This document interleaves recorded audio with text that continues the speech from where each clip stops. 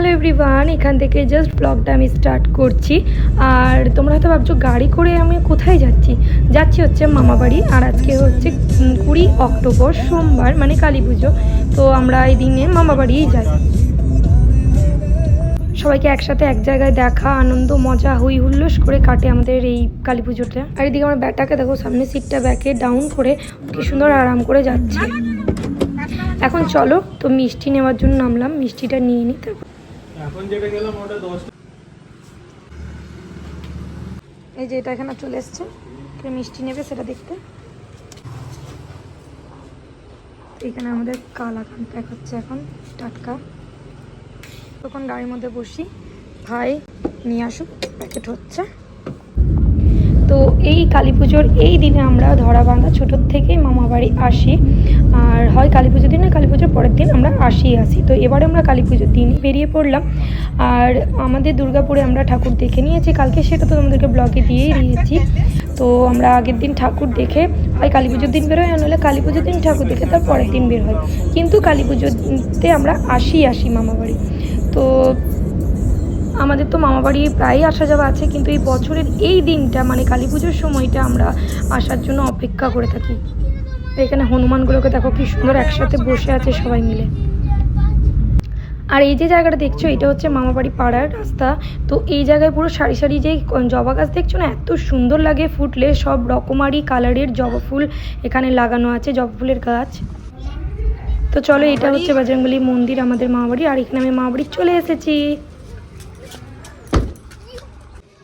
দেখছি এসে রান্না করছে।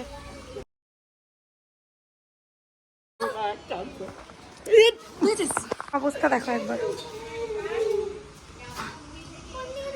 তো চলো এখন গল্প টল্প মজা টজা করে নিই, তারপর তোমার সঙ্গে দেখা করছি।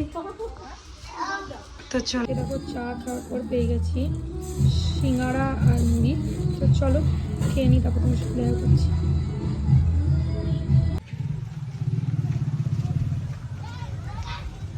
এখানে আমি মা আর মামি মিলে যাচ্ছি হচ্ছে পুজো দিতে। তো চলো, এখানে ঠিক মতো লাইট নেই বলে অতটা বোঝা যাচ্ছে না। এখন মামি এসছে পুজোর জিনিস দিতে। ঢুকতাম না। আর চিড়ে দেবেন। তখন ছোট ছোট ছেলেরা তখন 10 টাকা প্যাকেট করে দিব। গতকাল 135 আছে।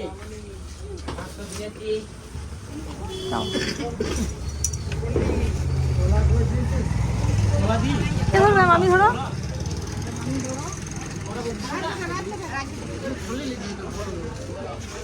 দেখবি এই চান্দনাটা আমি এনেছি দুর্গাপুর থেকে। আর মাকে যখন কালকে পড়ানো হবে তখন তোমার সঙ্গে শেয়ার করবো।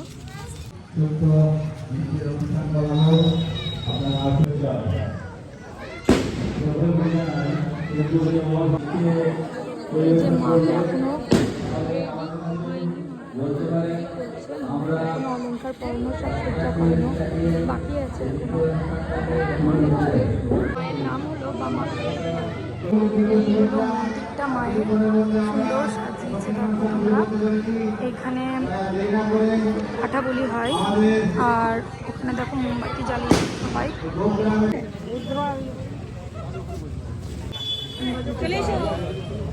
তো চলো, এখন তো পুজো দেওয়া কমপ্লিট, আর এখন যাচ্ছি বাড়ি।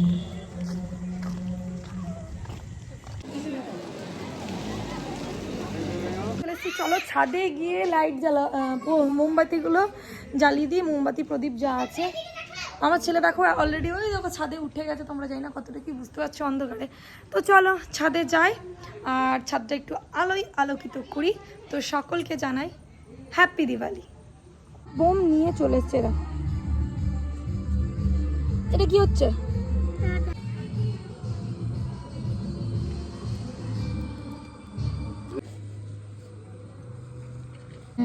মামিও চলে এসছে মোমবাতি জ্বালাতে। এই যে আমার ব্যাটার কাণ্ড। বাবা এত কাছে না, একটু দূরে দাও। মুখটা দেখো একবার, এক্সপ্রেশনটা।